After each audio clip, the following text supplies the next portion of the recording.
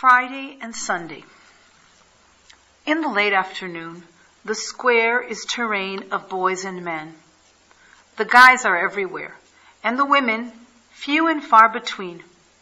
An occasional mom or grandma or auntie pushing strollers or otherwise involved in child-minding activities.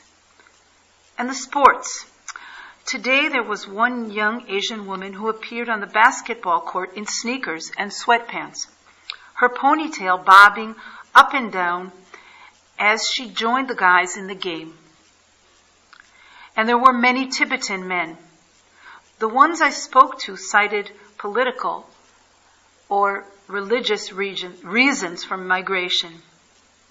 Restaurant workers who have not yet learned Dutch. They were gathered there under the last rays of sunlight before heading on to work. From one very friendly guy whose English was quite fluent, he had learned it in India, he added, I learned that he, and perhaps his friends as well, would most definitely prefer to live in their own country if that someday again became possible. He spoke of Tibetan monks suffering repression and of wanting to be free.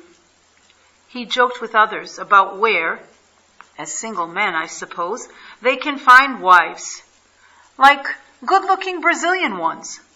Might I be able to help them? He added with a laugh. There was a young Afghani man dressed in jeans, hard muscles under his tight t-shirt, carefully arranged hair. He came here from his village, alone, he tells me, not with a family, because of the Taliban. And now he is here on the square, just hanging out before going into his evening employment at an Italian restaurant.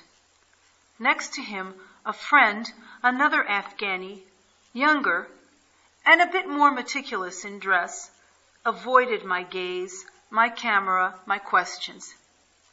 Perhaps a bit shy, or unable to answer in English. On a hot, late Sunday afternoon, some of the men I had seen on Friday made brief appearances again. The young Afghani man who was dressed in jeans, a tight t-shirt, and tennis shoes the first time I saw him now crossed the plaza. By his side, the other young Afghani guy he was with on Friday. But now he was dressed in traditional garb, a light blue tunic, matching pants and sandals. There were two young African guys who let me take their pictures as well, asserting their pride in being who they are. I tried to talk to a young man from Kosovo who didn't want to be photographed. He said he'd been here for 16 years. He never had a job, but for a brief few-month stint at a hotel. And after that has always lived off state assistance. He said he has no family. Sister, grandparents, dead. That was the way he put it. Where does he live?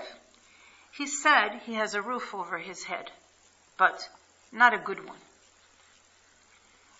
As the evening began to cool off, more families began to appear on the square.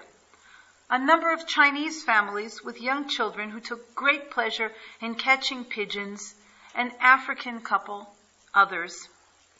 The young basketball players kept up their game, and in the gentlest of breezes, shoppers continued to cross the square with bags of groceries.